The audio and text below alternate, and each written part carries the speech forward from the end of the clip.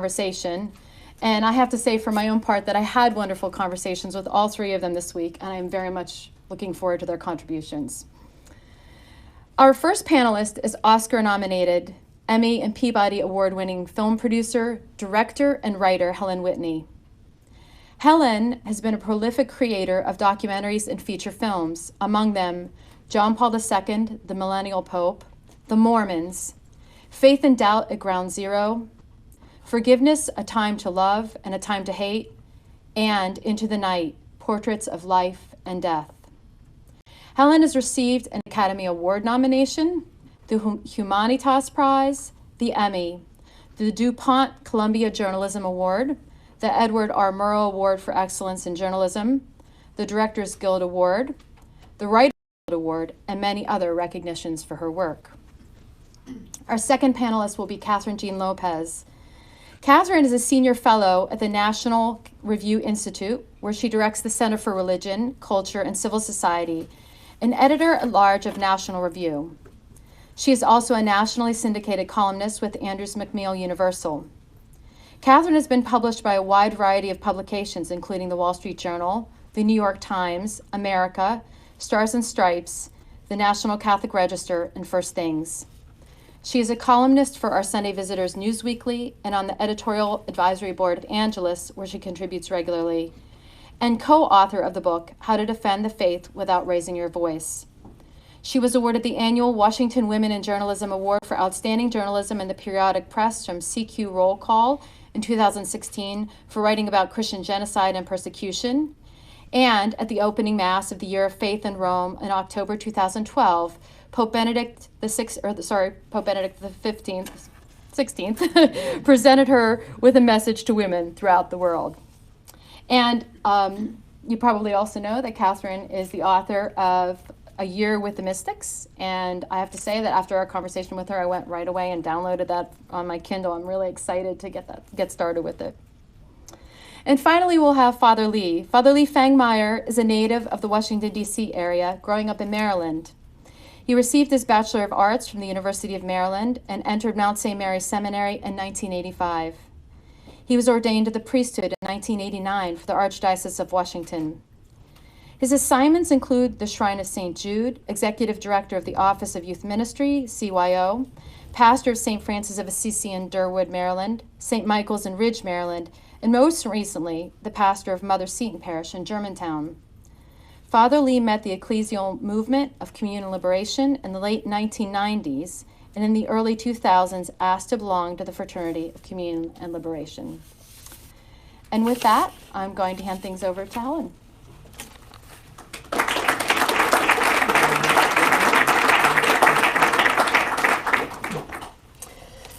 Well, greetings, everyone.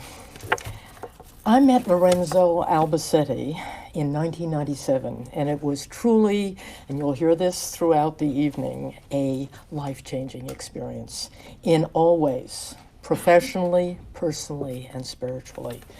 And I'm only going to touch on a few of these transformational moments because of the pressure of time tonight.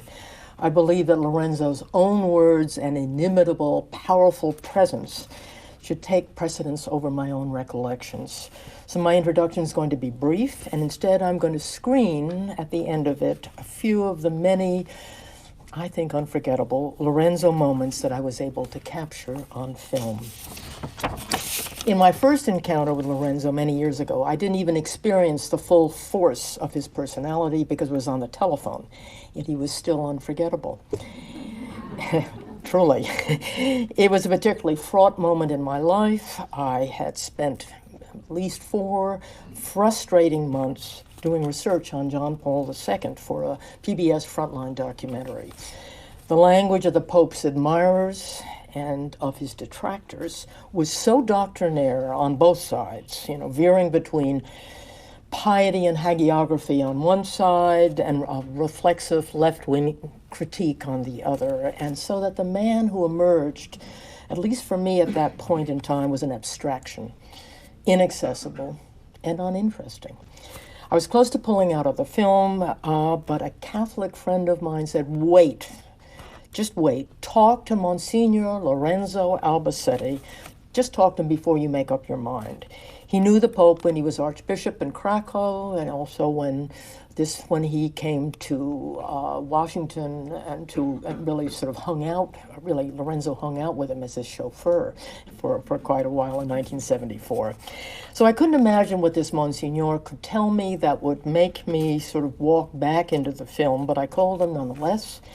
3 hours later, we were still on the phone, laughing, talking, moving from the sublime to the ridiculous, from the personal to the metaphysical, from the best Italian food in the West Village to the complexities and contradictions of John Paul II. By the end of the conversation, I was back in the film, and for the next 3 years, I traveled the world in search of Lorenzo's Pope. And of course, Lorenzo's portrait of John Paul II was like no other.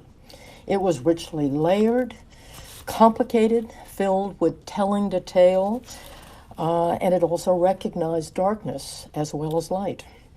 Lorenzo used to say, in fact, with delight about the Pope, this man is a tower of contradictions.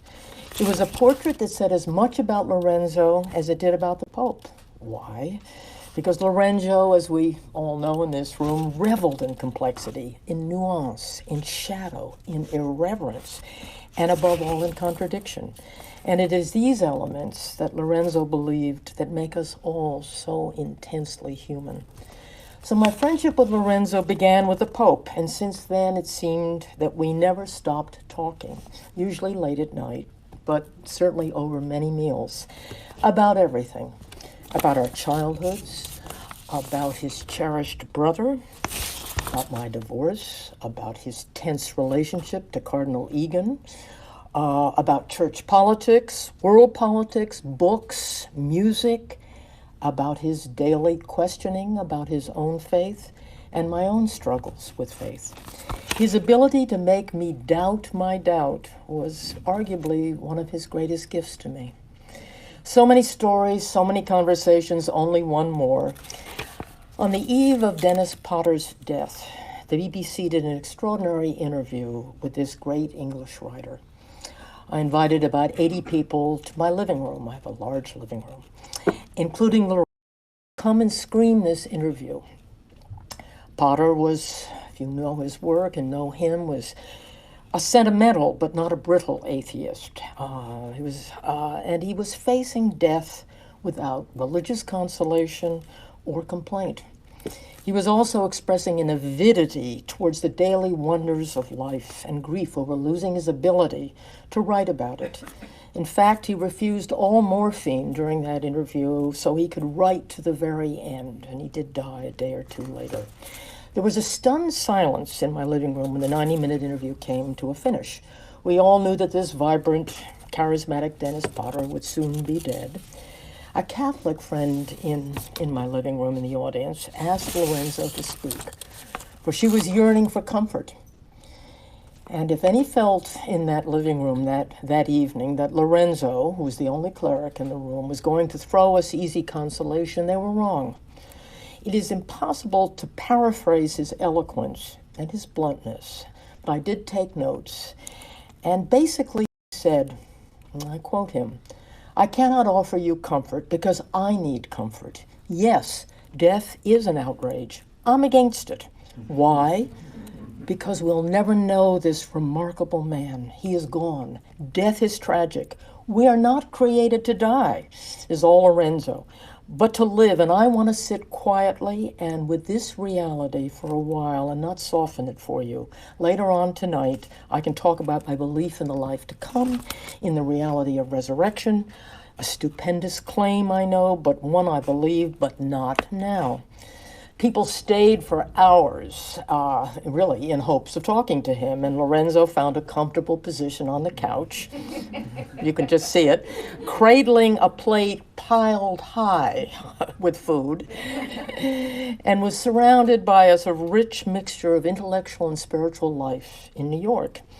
Atheists, agnostics, devoted believers, traditional Catholics, secular Jews, a few Buddhists, and a few New Age seekers. All of them were rapt as Lorenzo reflected on what he called described a phrase you all know well of his, the great mystery.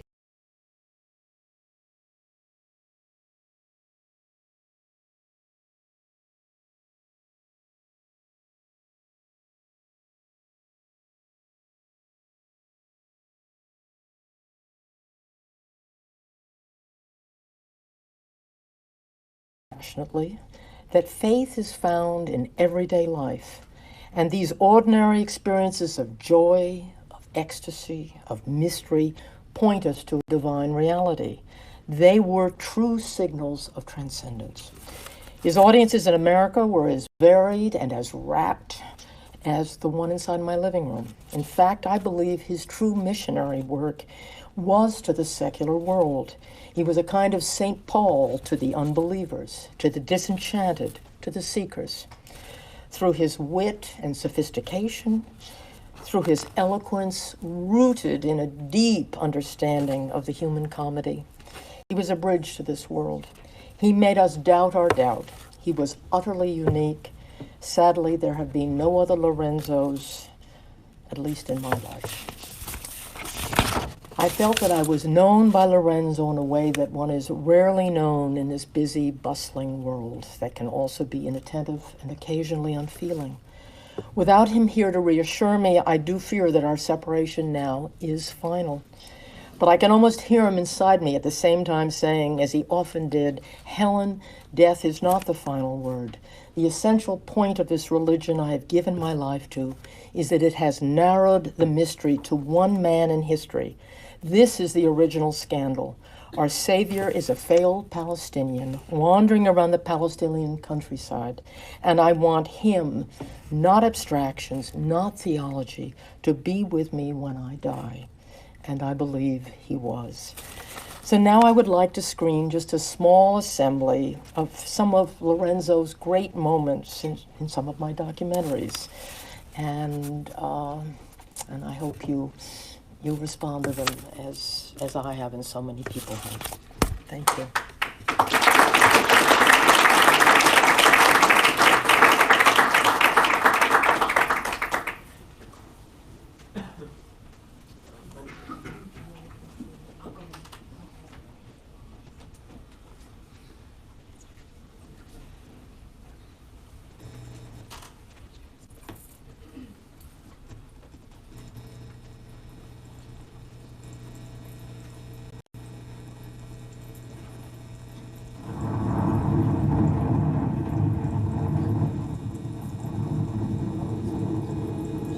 Of this millennium, the question of faith should have died. Faith has never been so assaulted as it has been in our time. It knows we are a people numbed by evil, seduced by false reason, overwhelmed by science. Even so, our yearning remains. To the Pope, science and the wonder it evokes in us is not an obstacle to believe, but a privileged path to it. John Paul II urges us to look beyond our intellectual atheism, because reason, which limits man to the visible world, will kill faith. Our yearning for God in whatever form, in the ocean or in the swell of music, suggests that we already have more faith than we know. But the ache is only a first step. It asks us to open ourselves to a more wrenching experience.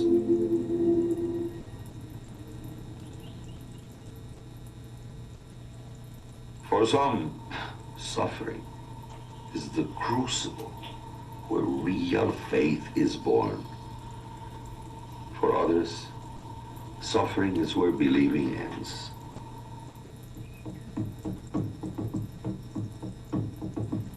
I think I learned about sanctity when I went to Ethiopia in 84, 85. And I saw people whose lives are profoundly religious, who never take a breath without consecrating it to God or Our Lady or someone, for whom every day it has a place on the liturgical calendar. To see these people coping with the huge humiliation of famine, because I think people who are not farmers don't realize that famine is the ultimate failure for a farmer. It's an utter humiliation and bestialization. But these people, under this pressure, behaved like angels. I mean, to me, they really were, garbed in celestial light. It's hard to think of it without rage against God, you see, because they were his fools. I mean, that's what happened there. Those people followed their religious ritual into the worst kind of squalor you can imagine, so that the bodies were always beautifully washed. They were beautifully clad in the people's last white cotton garments, and they were laid in their shelved tombs as if they were precious things to rise again on the last day. And if you don't believe that there's a last day, or that they'll rise, or that there's any recompense for these lives of unremitting self-denial, then you cannot, I mean, if God exists, I'm against him. This is what he would say to someone whose experience of suffering has become an obsessive question. He would say, no, I have no consolation. My urge is, don't be afraid, continue questioning. Take the question as far as it goes. Let it become a cry. Let it become a cry. Even if it's a cry of hatred, a cry of rebellion, a cry of rejection, then say that cry. Say it, because you are this step away from faith.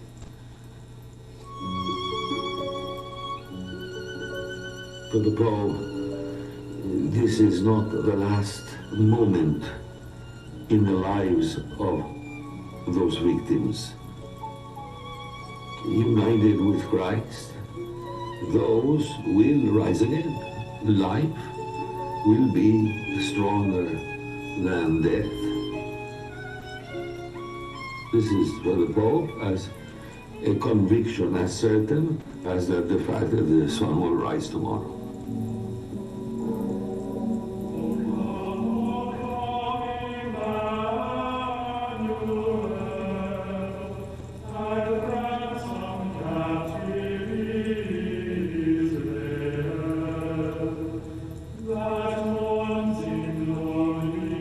He has placed faith at the center of the agenda.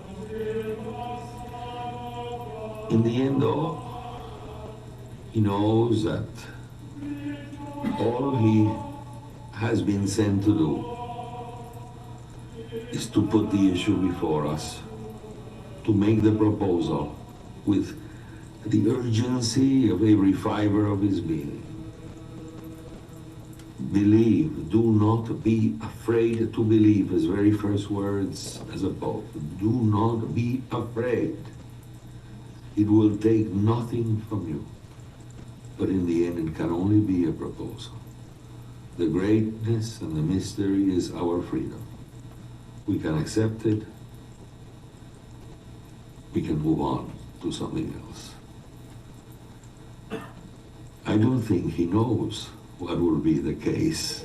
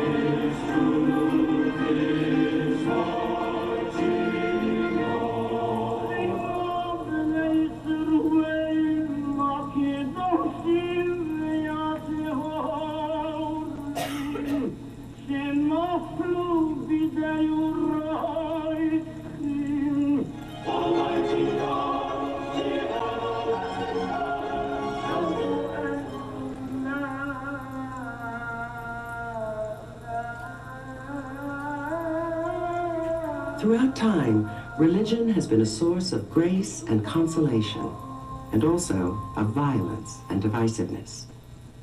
Since September 11th, many are asking with urgency and even anger, how can such things be done in the name of God? From the first moment, I looked into that horror of September 11th, into that fireball, into that explosion of horror. I knew it. I knew it before anything was said about those who did it or why. I recognize an old companion. I recognize religion. Look, I am a priest for over 30 years. Religion is my life, it's my vocation, it's my existence. I give my life for it. I hope to have the courage. Therefore, I know it. And I know and recognize that day that the same force, energy, sense, instinct, whatever, passion, because religion can be a passion. The same passion that motivates religious people to do great things is the same one that day brought all that destruction. When they said that the people who did it in the name of God, I was not in the slightest bit surprised. It only confirmed what I knew. I recognized it. I recognized this thirst, this demand for the absolute. Because if you don't hang on to the unchanging, to the absolute, to that which cannot disappear, you might disappear. I recognize that this thirst for the never-ending, the permanent, the oneness of all things, this intolerance or fear of diversity, that which is different. These are characteristics of religion. And I knew that force could take you to do great things, but I knew that there was no greater and more destructive force on the surface of this earth than the religious passion.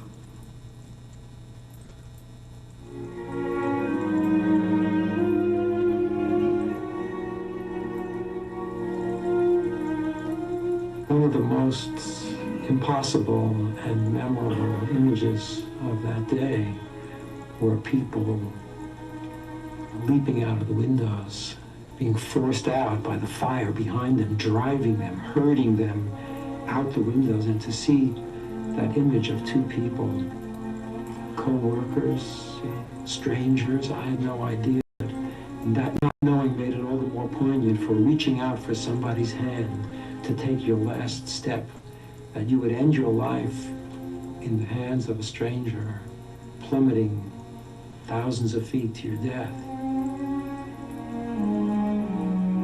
I think that the power of that image is it doesn't give an answer. It takes us in two opposing directions. On the one hand, we are all alone at the end. Life is fleeting. There's no one to help us when we face the abyss. And there wasn't. No one came for them. And on the other hand, they reached for each other. They said that in that moment when they're facing the absolute ultimate, there are other human beings to reach out, to be there, to help them, to help us.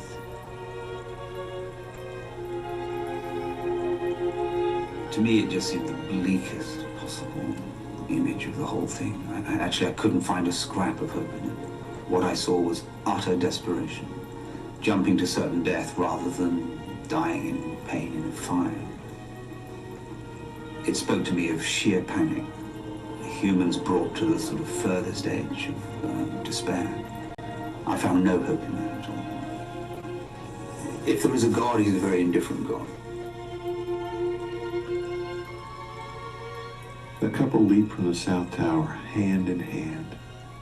They reach for each other, and their hands met, and they jumped.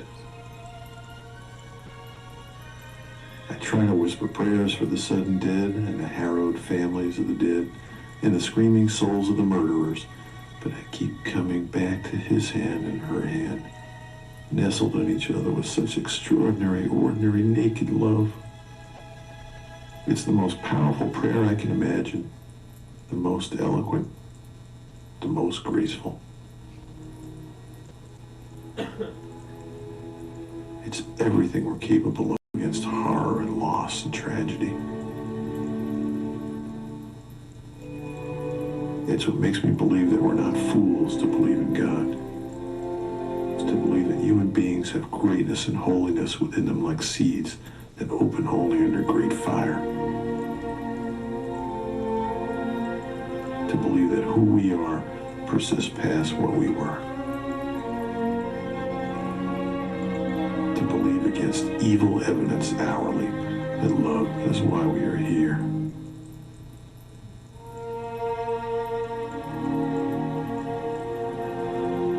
To me, that image is an inescapable provocation.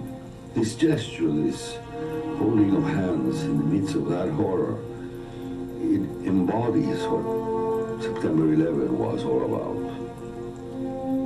The image confronts us with a need to make a judgment, a choice. Does it show the ultimate hopelessness of human attempts to survive the power of hatred and of death? Or is it an affirmation of a greatness within our humanity itself that somehow shines in the midst of that darkness and contains the hint of a possibility, a power greater than death itself? Which of the two? It's a choice. It's the choice of September 11th.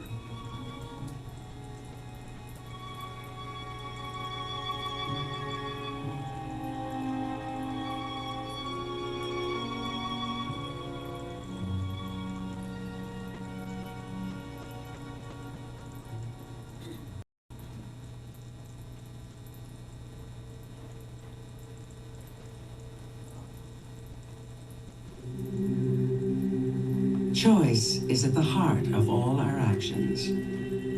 For civil war and genocide to take place, ultimately it is the individual who commits atrocities. Horrors that stun the mind. They take us to the very limits of comprehension and forgiveness. And yet in the resonant words of John Paul II, forgiveness can purify memory. It can travel through time and history, breathing life into the killing fields, into the collective soul of nations, into the lives of its brutalized citizens. No less than any nation, the country of an anguished heart also cries out to forgive and to be forgiven. Personal betrayal can cut as deeply as a machete. Forgiveness can offer hope to these intimate woundings of the soul. So, in the end, forgiveness begins and ends with one person facing another. Friends, strangers, a mother and a child, a father and a son, husband and wife. The decision to forgive or not, a choice at the heart of our shared humanity. We are made for relationships. Forgiveness emerges as the need to re-establish a broken relationship, without which we cannot live. The search for forgiveness is the search for a healing of an ache of the human heart. It is the memory of lost possibilities. It is the enormous presence of absence. It is an ache for what could have been and is no more. In fact, the religious notion of hell, what is it? Hell is absolute loneliness. It is the break of all relationships.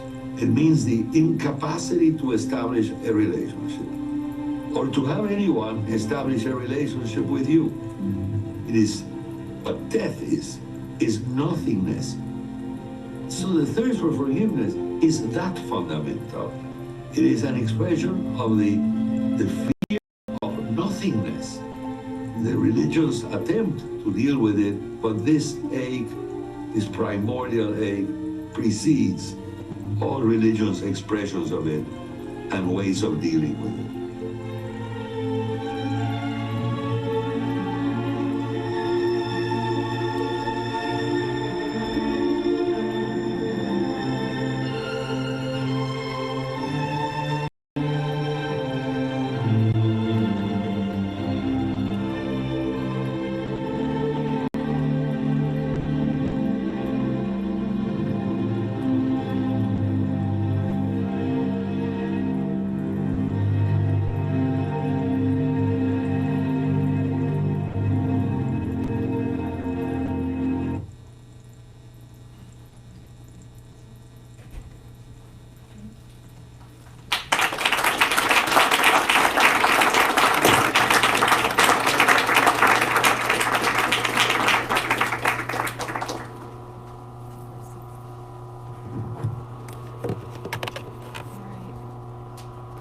Helen, thank you so much. That was amazing. And we're going to spend a little bit more time afterwards talking about it. I want to give Kathryn a chance to share.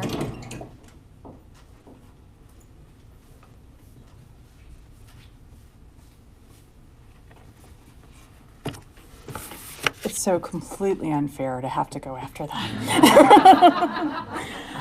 I feel like I've been on multiple retreats in the last couple of minutes and sort of need time to process.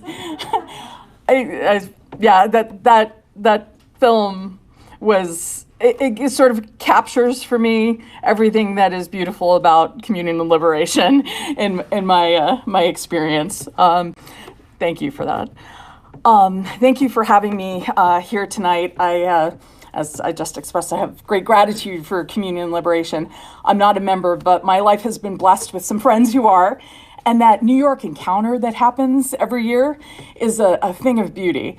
I also remember at the dawn of what was being called the Fortnight for Freedom during the Department of Health and Human Services mandate religious freedom fight some years ago that actually is still going on in the courts with the Little Sisters of the Poor and things.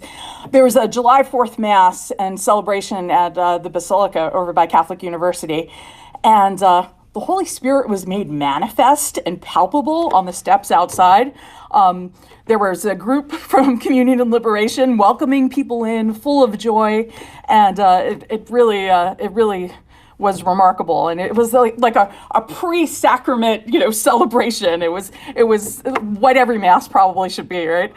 And so Monsignor Albacete, first of all, I'm actually staying with the Little Sisters of the Poor during this trip to Washington. And when my friend Sister Constance was showing me to my room earlier today, she remembered how fondly Monsignor Albacete would visit how frequently he would visit his mother when she was staying with the Little Sisters of the Poor as one of their residents. They said that he really treated his mother like a son should, like a Christian should. And now I also have to confess to you that I hesitated to say yes to tonight because I am not an expert on Monsignor Albacete, as some of you are. I'd love to hear all of your stories, and hopefully I can before the evening is up. But Lisa, you talked about preserving and extending the legacy, so I guess I'm part of the extension. And oh my goodness, I never met him, but I'm so grateful to him. I'm grateful even just for what I saw tonight and heard tonight. I'm sure for years it was the monthly Magnificat where I first became aware of him, because there would always be meditations. That's really how I got my regular serving for years of Giussani and Albacete in my diet. I want to say something else about Monsignor Albacete and CL in general. The magnetic power of beauty and truth and goodness always seems to be quite clear, almost in every word. I also confess I've been known to joke about not always understanding every syllable of Giussani in particular, that I could not diagram the sentences if I tried, and maybe I need a translator. But there's always something in it, in any little meditation, that draws me into love and faith and hope. That's true about Monsignor Albacete as well. Take this from something he wrote for Traces magazine in 2001. He's talking about freedom again, which I gather was a frequent topic. Freedom is the capacity for perfection, but we know very well that nothing ever satisfies us in such a way that we'll never desire more or something else. This will be so no matter how long we live. Our hearts desire a fulfillment that this life cannot provide. That is what we mean when we talk about the infinite or the eternal. Eternal doesn't mean time that doesn't end. It doesn't mean something that is simply not time as we know it.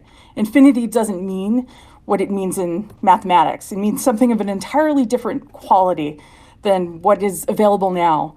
Something absolutely, perfectly fulfilling, filling up my entire capacity for it, and thus making me feel fully free.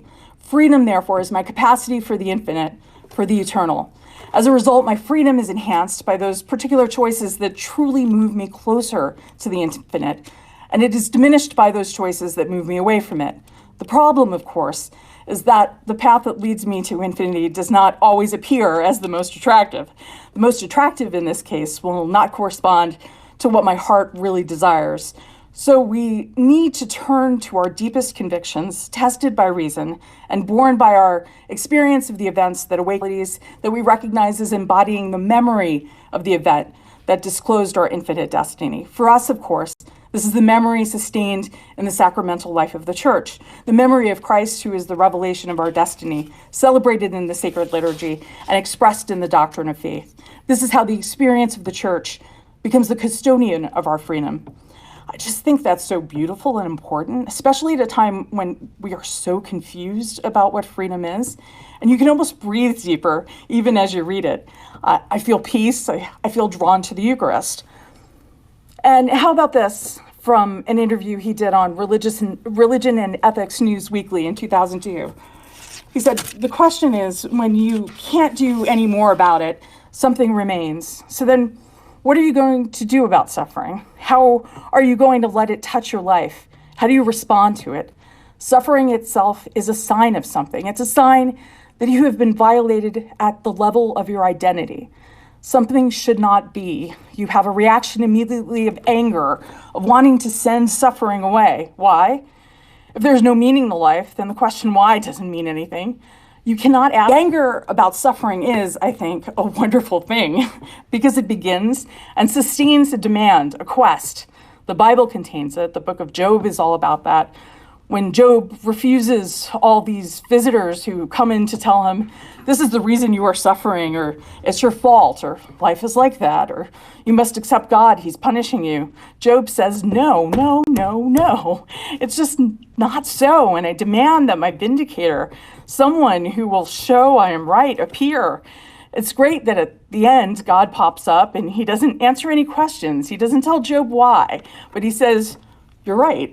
When we face suffering like that, and especially when we face it and deal with it together with other people, it will bring us to an awareness of and to dimensions of the mystery of human life that are otherwise closed. In the end, I see that it is a frontier to be crossed to a new level of awareness about life, about reality, and about what might lie beyond and behind it all. Again, after reading that, I just feel so much peace. Like he's acknowledged this condition that feels like it should be healed, and he finds the good in the struggle to accept the pain.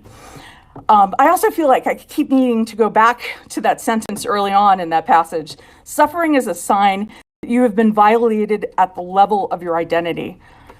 Mary Eberstadt has a new book where she identifies something similar. The book is called Primal Screams, and it's about identity politics. She contends that all the screaming right now about so much involving identity is all wreckage from the sexual revolution. People have been hurt so intimately, and they're trying to make sense of it. And so in some sense, they're reconstructing reality so they can cope, right? So what is Christian in Christianity, we are asked tonight. Reading Giussani and Albacete, I think it's quite clear that it is about rejecting being transactional about anything. We're so transactional in so many of our relationships without even knowing it. Also, as a coping mechanism, we feel overwhelmed.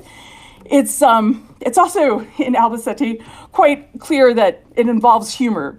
I laughed out loud reading some of the entries in the priest retreat in what is Christian in Christianity. It's also about seeking to live Eucharistic amazement in the world, really being present to people, really living a sacramental life. And just the other day, I was reading, as I shared I do, Magnificat, and the meditation from the day was from Saint Therese of Lisieux, and it reminded me so much of Monsignor Albacete, who I had just been reading a whole lot of. I wonder if it's some indication that he will be known as Saint Albacete one day. Lord, I don't know, I know you don't command the impossible. You know better than I do my weakness and imperfection. You know very well that never would I be able to love my sisters as you love them unless you, my Jesus, loved them in me. It is because you wanted to give me this grace that you made your new commandment. Oh, how I love this new commandment, since it gives me the assurance that your will is to love in me all those who you command me to love. Yes, I feel it when I am charitable. It is Jesus alone who is acting in me. And the more united I am to him, the more also do I love my sisters. When I wish to increase this love in me, and when especially the devil tries to place before the eyes of my soul the faults of such and such sister who is less attractive to me, I hasten to search out her virtues, her good intentions. I tell myself that even if I did see her fall once, she could easily have won a great number of victories, which she is hiding through humility, and that even what appears to me as a fault can very easily be an act of virtue because of her intention. There is in the community a sister who has the faculty of displeasing me in everything, in her ways, her words, her character. Everything seems very disagreeable to me. And still she is a holy religious who must be very pleasing to God, not wishing to give in to natural antipathy I was experiencing. I told myself that charity does not consist in feelings but in works. Then I set myself to doing for the sister what I would do for the person I loved the most. Each time I met her, I prayed to God for her, offering him all her virtues and merits. I felt this was pleasing to Jesus, for there is no artist who doesn't love to receive praise for his works. And Jesus, the artist of souls, is happy when we don't stop at the exterior, but penetrating into the inner sanctuary where he chooses to dwell, we admire its beauty. I wasn't content simply with praying very much for this sister who gave me so many struggles, but I took care to render her all the services possible. One day at a recreation, she asked it in almost those words, "Would you tell me, Sister Therese, what attracts you so much toward me? Every time you look at me, I see you smile." What attracted me was Jesus, hidden in the depths of her soul, Jesus who makes sweet what is most bitter. I answered that I was smiling because I was happy to see her. It is understood that I did not add that this was from only a spiritual standpoint. There's so much more I can say, and perhaps later during the conversation I will. The moment when Albacete most clicked for me when was a number of years ago. I read, maybe for the first time, but I must have reread it because I used to read the New York Times obsessively. He wrote a piece in 2000 in the New York Times Magazine on confession. It was such an example of how we should fearlessly be ourselves in even the most mainstream places. Sometimes we try to be a little hesitant or water it down a little bit, put it in words other people will understand. No, how about just be real, And that's what he did. I think it's just a great example of the way we should be. And so maybe I'll just dare and end with Monsignor Albacete, pray for us. These are trying times. Although I always add when I'm praying for those who have died, asking for their intercession, I always pray for their souls too, in case they still need it, because that's what they'd want us to do. Thank you very much.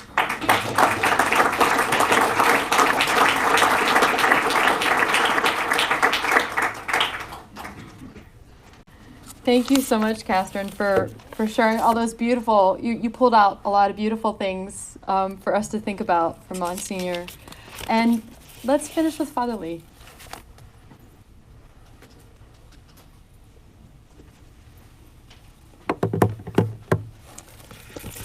Well, I'm honored to have been asked to speak tonight. I have no credentials like the others, but what I think the reason why I've been asked, I think, is obvious in some ways, because I'm a diocesan priest. I'm from the Archdiocese of Washington, and Lorenzo was a priest of Washington. And I actually, as I was being introduced, I met the movement just about the same time Lorenzo did. Not that I knew him at all. I mean, I knew of him. I knew of Lorenzo because I knew of friends of mine who were taking classes at the John Paul II Institute in Marriage and Family. He was a legend before I met him. And so when I did finally meet him, I was a little bit, maybe intimidated by him because he's such an incredible personality. And in fact, I was telling Lisa when we were talking, they said there was a couple of times early on where, Lorenzo and I must have been given some kind of heartfelt fervorino about Lent and giving up smoking for Lent. Well, Lorenzo slammed me afterwards, being so Pelagian as to give up something like smoking for, that's all Lent is about. And another time, I don't know if I should tell you this, but one year, it was after the priest, the first scandal in 2002, and in Rimini, they had asked us for the great meeting that happens in Rimini every summer. They asked to have some priests from America speak, and I was one of the ones asked to do that. But I ended up being very sick during that time. And so after the meeting in Rimini, we were in a car together all the way to La Tuile, and it was hours, and I was miserable. I had a very high temperature. And by the time I got there, really, I was thinking, would you guys please, I almost said to them, would you just drop me off at a hospital somewhere? I just feel so bad. Well, we get to the check-in for the hotel at La Tuile, and Lorenzo turns and says, I am very happy because this is the first time in my life, and probably the only time in my life, that I look better than him. He was so happy for that. He was so, and it was true. It was probably really true.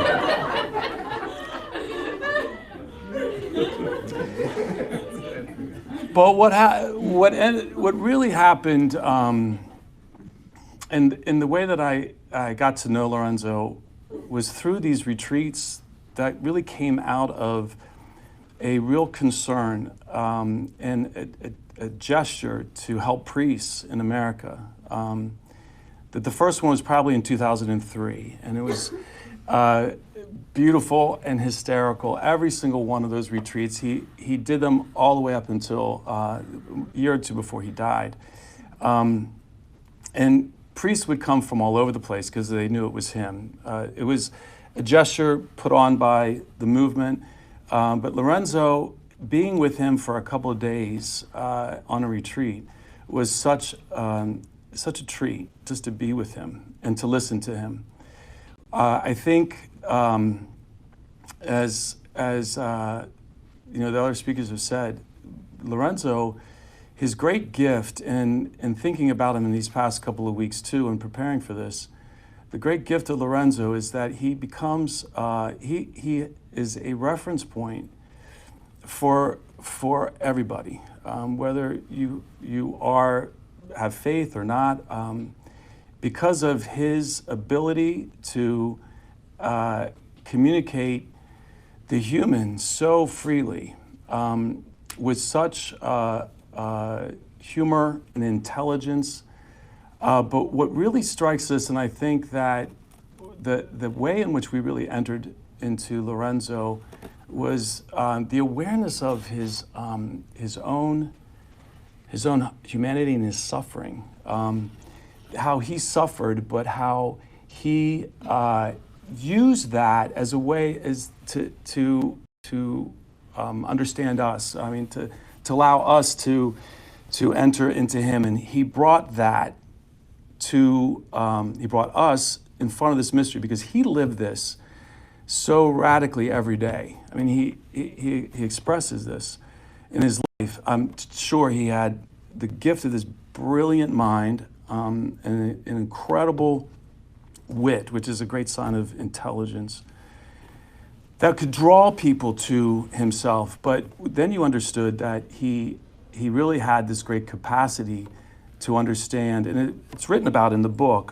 by Cardinal O'Malley and Carl Anderson and others have mentioned his ability to suffer with you, that he would stand with you, and going to confession with him, you understood that he was right there with you in it. No judgment, no nothing. And from my own experience of going to one of the retreats, going to confession to him, and as he's giving the absolution, he goes, "Yeah, that's it. It's by the power of the Holy Spirit. That's it." And I'm looking at him thinking, "My gosh, what are you saying?" And then his moments of wanting to or allowing you to be with him, to enter into him. So I would be with Lorenzo, and I would listen to him, and I was always impressed and moved and grateful. Wherever he was, he would have a crowd of people around him, usually outside near the ashtray, smoking, with a bunch of people, just loving to sit and talk. And one time I was out there with him, a number of times, beautiful. One retreat and in 2009, I had to miss a couple days of because one of my best friends had a priest who had died, and his funeral was that week. And when I entered into that, we stood aside together outside having a cigarette, and he really just said, look, basically, he was identifying with the sadness and the grief and the suffering with his own life, and when he has to go through all the time what he's carrying, and some of you know what his life was like, and his concerns and cross that he was with his brother and other things, that you just knew you could just be with him in that, that there was an accompaniment. In the past couple of weeks, I was away. I had the privilege of being on a sort of a extended retreat, a silent retreat in California, and I brought this book with me, and was reading Lorenzo's the notes from the retreats, which these two retreats are very, very beautiful. And I have to say, I took notes during those retreats, and I don't even remember them as being as rich as they are, really. And the first one, entitled "What Are You Looking For?" is that's a great place to start. The question, the needs of our heart. And Lorenzo is so fantastic in the way that he gets right down to the something we can all relate to. And I love the way that he would say, I don't know what I want, right? I don't know what it is, until he gets to that one sentence of saying, I guess I just want to have a good time. It just comes down to that. He's not being trite or superficial. He's identifying something within himself that you can identify with as well. That, what is it that we really want? And so you could align yourself with him. And what's fantastic with him, with priests and his ministry and his accompanying us, is because, as priests, we can we can fall back into the easy categories. We can be functionary. We can take care of other people, but do we take the time to ask these questions for ourselves? And Lorenzo had such credibility because, yes, he has all of the theology. He's brilliant, and the way he could tell these stories and who he knows, and John Paul II and all the rest. But then he would come right back to his own experience and allowing us to then to enter into him by this friendship and this tenderness he had for us, and then help us. We need to.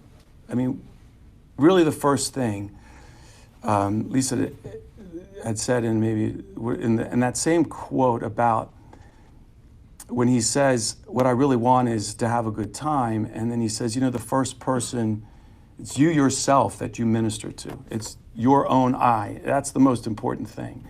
And I think for priests, it's essential. And what we found on those retreats, that we were talking to each other about Jesus. It's not like when we get together, priests talk about politics of the church. We talk about bishops, the Pope. And today, in our environment right now, we really need a Lorenzo. I just was a couple days on a convocation with our archdiocese, and all the conversations are going to be about what we're going through in the archdiocese, what's going on with Pope, and what we really need is someone to bring us back to ourselves. And the most important thing about, I think, for me about Lorenzo is something that we call he's an authority. And thankfully, in our school community, we're reading this right now. It just happened to be last night. But I thought, this is helpful. And what does it mean of authority, right? It's not that somebody tells you what to do and you just have to obey. Authority is a place, a person, and a place where you experience freedom because your need is taken care of. You recognize. He allowed us and he helped us to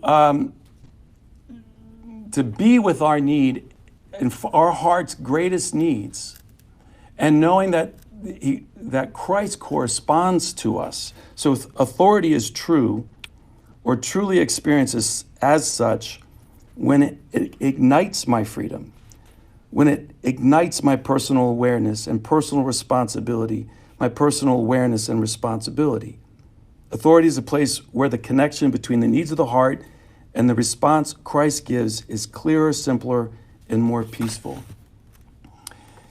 The retreat that I really loved to read while I was on this retreat is the second one, What is Christian in Christianity?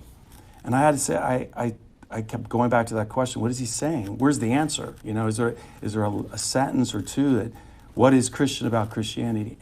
But what's really remarkable, I feel, in this retreat is that from the time he started, for those 3 days, is like this, it's Lorenzo's own personal, urgent searching for this, trying to understand it, coming back to it again and again. He wasn't just being the professional retreat master.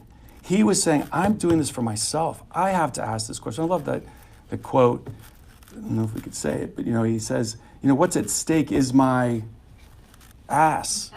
It's not about theology. It's not about all these things. It's what, only the way Lorenzo could say it. What's at stake is my ass.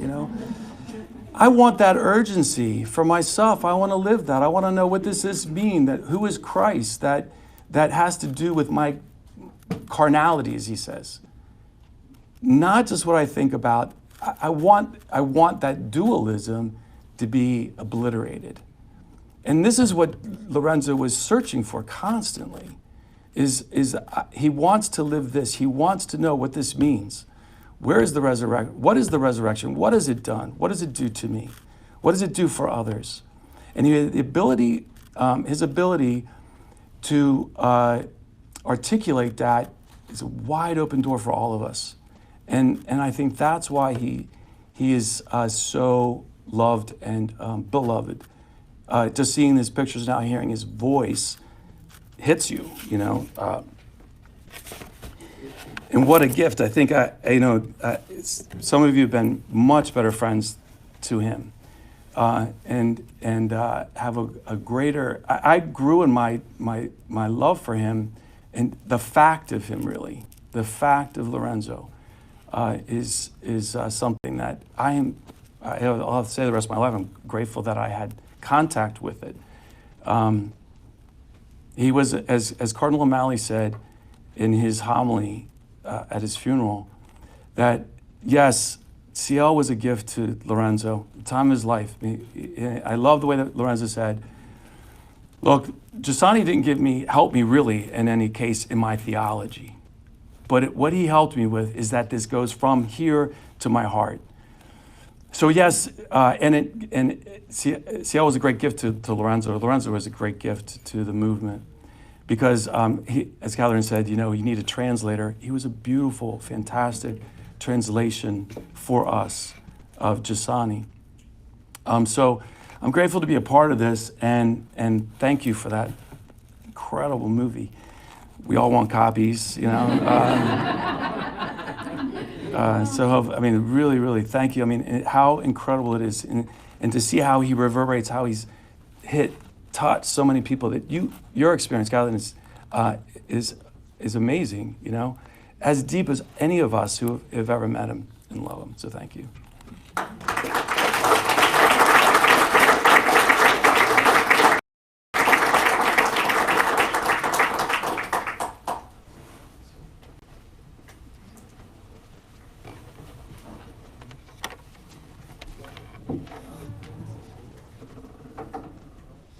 So now what we're going to do is, just take a few minutes and have a little more conversation with our panelists. I have to second what both you said about the film. It's amazing, Helen. It's really, this is my third time watching it, and I feel like I had the benefit of watching it a couple weeks ago, and I've been meditating on it. I felt like it was a bit of a retreat too, so it's beautiful. And I have to say, I think it's converted to agnosticism. Because no, really, I was so moved by what you had to say, and I thought my heart is with you.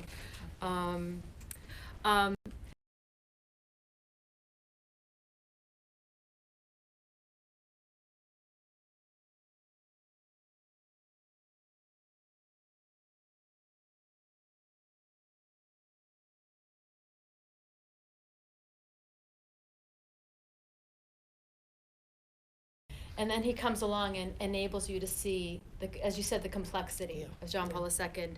And so in each of those films that people are struggling to hold, says something, and somehow we're starting to see it in a whole picture. So, so how would you characterize that? What could you say about that ability that he had? I think it was, I've been for hours, but I think that the most powerful connection that I had with him, yes, he influenced and shaped the thinking of so many of my films, not just these three. By the way, you only saw small sequences of 2-hour, 3-hour films, but he also shaped my thinking in part around a 4-hour series about the Mormons. It made me think of otherness and the way we objectify people and caricature them and the fear of the other. There was not a film that, sometimes he wouldn't be in a film, but he would help me think through sort of essential questions and the forgiveness.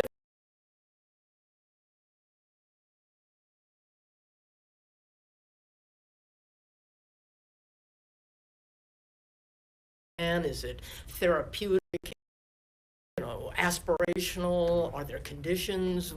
What's the unforgivable? He cut right through it in a very sort of untraditional Catholic way. He said, listen, forgiveness precedes religion. It is that existential ache that we all feel and particularly manifest at the end of our lives when we say, I do not want to go into the night unconnected, unreconciled. And he just gave me a whole other view of that idea that there's very little consensus around what it really means. But I think for me the most, in addition to the humor and the wit and the late night talks and the wine and the, going over movies together and books and our lives, was, and I said it in my short talk, is that, you know, he had this unique ability to speak to the believers and the unbelievers and all shades of gray in between. And I use that word lightly, but I mean it. He was a St. Paul, really, to the secular modern world. And I think one of the reasons he had that is that he had this very unusual faith, which is, on the one hand, which you knew probably much more about than myself as on these retreats, but it was both passionate and visceral, as well as endlessly questioning. I mean, he literally, I'm sure you've all heard it, he said, I get up every morning and I have to ask myself, what is it that I believe? And so those are quite remarkable polarities. And so he was able to reach their huge range of, you know, the believer, the unbeliever, the of his. And this is probably of greater use for the agnostic and the seeker than someone of truly settled faith. But his faith really was inductive, and he celebrated and embraced, you know, what he would call those signals of transcendence, those intimations of infinity and transcendence, rooted in our daily life. And they were there, and you know, we talk about, if you're yearning for beauty, that's a part of it. If you're yearning for justice, that's part of it. And sometimes late at night we would talk about these other sort of signals that he respected and felt we should tend to. One of them is the propensity for order. He talked about that a lot. You know, not just our ordering principles in the world, but when a mother is comforting a child at night, saying, all shall be well. And of course the mother knows that all shall not be well in life. It's going to be up and down and around, and yet is that mother lying? No, because that mother is, in his idea, in his view, trusting to reality and to a reality that lies beyond. And so that ordering principle he saw as a signal of that beyond. And he used to talk about play, and we all know how how playful he was. But he said it's more than just having a good time. Play in itself is, its intention is joy. And when you enter, we all know this, particularly as adults, and we're sort of kind of going back to childhood and the deathlessness of childhood when we're playing and getting lost in a game or even watching one on television, and the joy is there. And he, you know, he really felt that play in and of itself was a signal of, and pointing to something far beyond. So those conversations that I had with him, that I'm sure he had with so many seekers and agnostics and people open to questions, were of just extraordinary value, you know. And so anyway, I've talked too much. Not at all. That was the talking all night thing we want you to do. The best conversations were 1 a.m. with him. Absolutely. I think we're all wishing we could have been part of your soirees. Well, you know, and here I want to kind of jump to you, Kathryn, because you know, you're coming at this from a little bit different perspective from that Helen is. For sure. Yeah. So, cultural commentator, you speak a lot on church issues. I'm curious about, you know, what you talked a lot about what you found attractive, Monsignor. I'm wondering if there's anything in this. I almost want to call it Monsignor's unsettled faith, but I don't want that to sound irreverent, but in the sense that, in as a contrast to what you said, Helen, you were dealing with a lot of people in your film about John Paul II that had a very kind of strict, settled faith, you know, and a very contained, conservative view on John Paul II. And then the thing about Monsignor is he has the faith, but there's something open in him, something vulnerable in him. And I'm wondering, do you see in that an entry point for some of these conversations that for everyone, for these conversations that we're having constantly here in Washington D.C. and nationwide? I mean, what do you think? Well, a couple of thoughts. First of all, I love that phrase "settled faith" because if we're honest, nobody has settled faith, right? This is a journey, and I think we're both not honest about ourselves to ourselves sometimes, and then we give the impression to other people that, well, she has it together, No, I don't, And so one of the things that is most attractive about Monsignor Albacete is he doesn't pretend, and including, I think we pretend to ourselves sometimes so we can keep going through the motions and be functionaries, right? And I do, when you were talking, Father, I was just remembering, sometimes I wonder, some of the healthiest priests I know are members of community, have some contact with communion and liberation. And I say that as someone who... I'm not one of them. See, he's proving my point. Thank you. Because there is something that's just something very... a healthy transparency about Monsignor Albacete, about what you were just talking about. I mean, there's such a danger, and particularly now, what's going on both in the church, in politics, in the world, there's so much that was unsettling and leads to added anxiety. Like, we need more of that, right? And once you're just honest about your own struggles in it, and you're not obsessively talking about whatever just came out of Rome or the president's tweets or, and you're talking about Jesus Christ together and this common journey. And one thing, as someone who did not know Monsignor Albacete and did not know the struggles he was going through, I read him or watch your beautiful movie, and yes, I get them completely. And I was so moved by so much of it. As somebody, I'm certain I'm not the only one who was in New York on 9/11. I thought that was going to be the one that's going to make me tear up the most, But actually, at the end, the loneliness, right? I mean, if you live in an urban setting, right, you see it all the time. We see it in our families. We see people who come to us with their struggles. It's everywhere, right? And you see both in his words and having the blessing of actually seeing him there tonight. This all affected him, right? Because one of the things that Monsignor Albacete sort of overflows with in his writing is this sense of humanity and what it is and what the suffering is and what the desires are, even when you don't want to know what they are.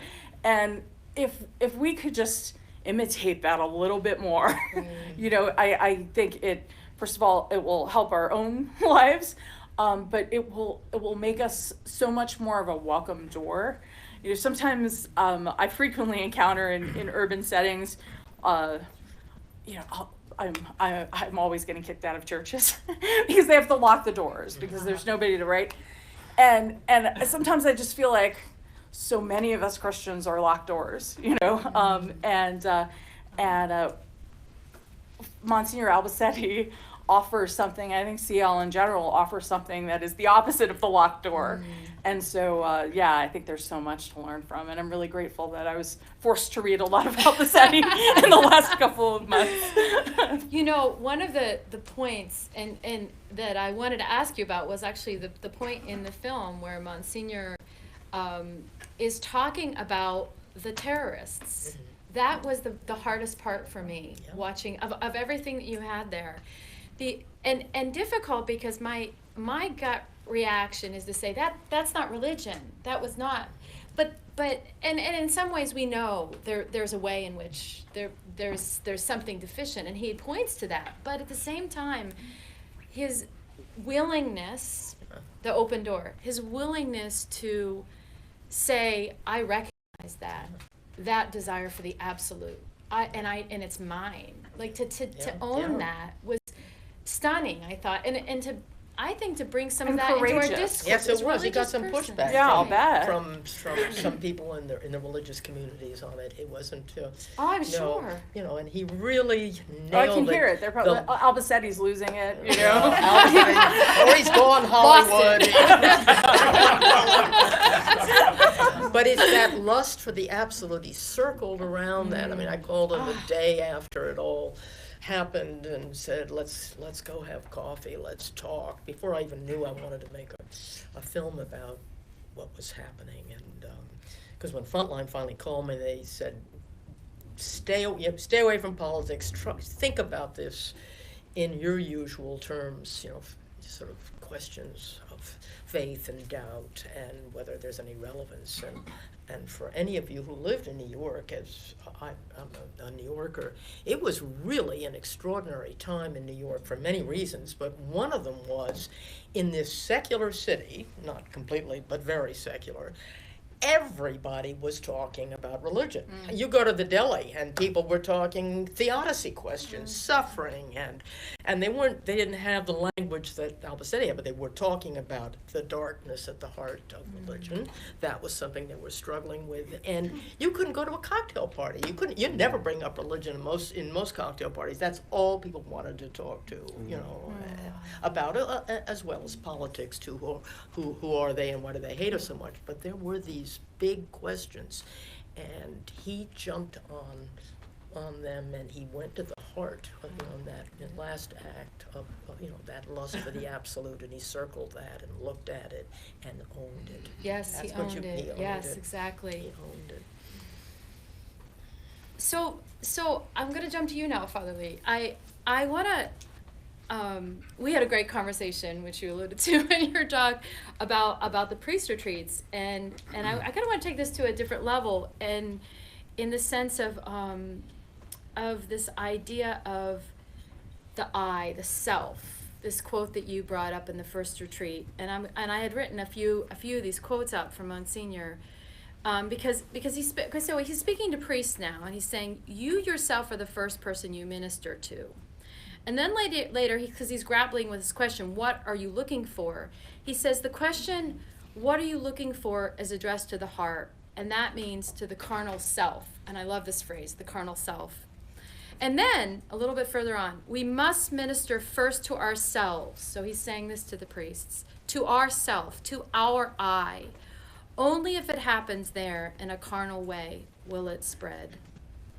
And, you know, coming back to these questions that we're all facing in the church and the world, and particularly the crises where our language, our conversation just seems to end up always being political. You know, it's the stuff of which tweets are made. You know, and here is this challenge from Monsignor to make something carnal, infleshed. You know, and so what does that mean? Like, how do you see that as being played out in your life, in the life of a priest? You know, you know, what does that mean? I don't have a quick answer. I think that's the question that he was posing that was so important, because he keeps going back to. But I love when he talks about and talking about how he can get into these questions. You can open up. It's not because he doubted. He had a tremendous certainty. The certainty enabled him to be free, to recognize the truth wherever it is. So he could be free in that, right? So I loved when he talks about this whole thing about what is, because our retreats were always, for many years, our retreats were Easter week. So we would just finish Easter, get on a plane or travel and go to these retreats. And he would use often the Holy Father's homily for the Easter Vigil, because it was a perfect jumping off point. But one of the criticisms was, he's referring to the homily that only happened 48 hours before. Did he really prepare for this?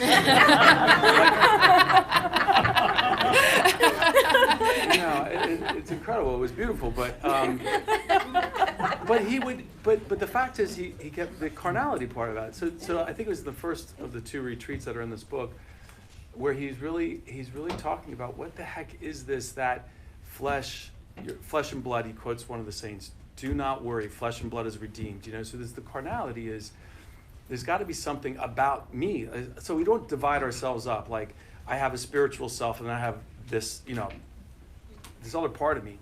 And that's fascinating to me. That's what I want that. And so, but here he is talking about, somehow, and one of the things he says about how do I love God who's everywhere. And but the fact that he's saying this question, well, I don't know how to love somebody who's everywhere because everybody I love is one place, right? So, he just asks these kind of questions, which is fascinating. Or the question about, whether he would exasperate, he said, his pastor, you all know this, but he would say, by asking him the question, is there pizza in heaven? And the pastor would say, well, without what you love about pizza will be in heaven. He goes, I want the damn pizza. Yeah. I don't want pizza in heaven. Yes, I don't want a spiritual, I want a pizza from Domino's. So this thing about, this is a fascinating thing that he would, who talks like this, right? Who talks about these questions, right? Where we get very cerebral about, because he would say, that quote when he was talking about Hazel Motes, from Wise Blood, Flannery O'Connor, on the bus, looking at this woman, staring her down, and says, I suppose you think you've been saved, right? And to answer the question, are you saved? He says, as soon as you say, yes, I believe in the resurrection, I've been saved, because you've lost it. If it's not something that's coming from, rooted in your self, not just a theological answer. So the fact that he's bringing up these kind of questions, which makes you go, oh my gosh, what does this really mean? But that's what's fascinating to me. If everything about me can be saved, right. Everything, and it's not just, okay, I'm good here on Sundays, but what did I do Saturday night? We struggle with that, and the potential for just the most ordinary human experiences, like a fabulous Domino's pizza that he could be having great conversation with you about, with the right pizza. He could turn to you and say, and he has on other occasions, like he said, this is pointing towards something. And not just the pizza. It's pointing. And that's. And it's not because he was clever or trying to impress you with anything. He felt this moment is so rich, so overflowing, and it's prefiguring something more.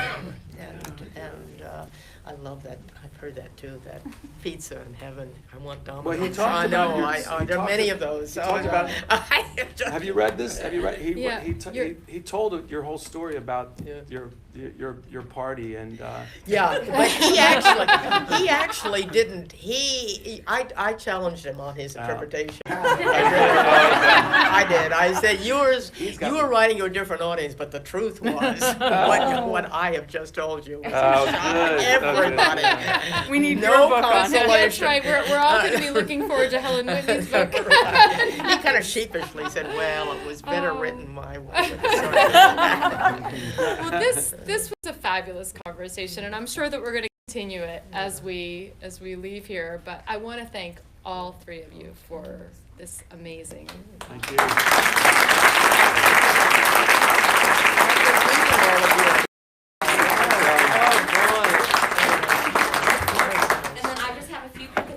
I want to second what Lisa said. Thank you all so much for coming out, and thank you so much to our wonderful panel, Kathryn, Father Lee, and Lisa as well.